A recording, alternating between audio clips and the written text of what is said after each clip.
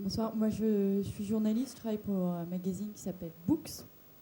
Et j'ai un petit peu tilté sur quand vous avez expliqué qu'on va éventuellement vers une remontée du lecteur à l'éditeur pour savoir quels passages précis du livre ont été le plus lus.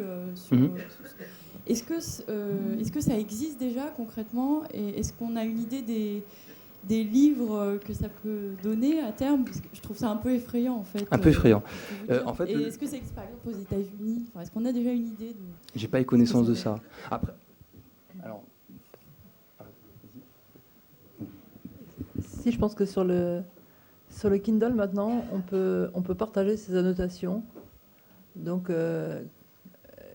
il y a ce qu'il faut pour faire une annotation, et il y a la possibilité d'activer le fait de voir les annotations faites par les autres.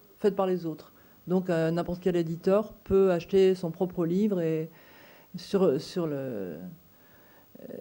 avec son abonnement Kindle et avoir connaissance de quels sont les passages les plus annotés de son livre.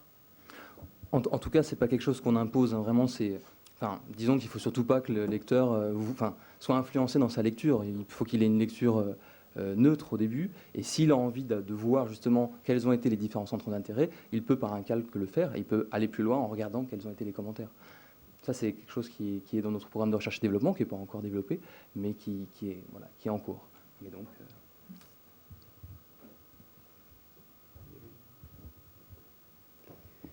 Merci. Donc on est en train de percevoir en un sens que le monde de l'édition passe d'une industrie de contenu en un sens à une industrie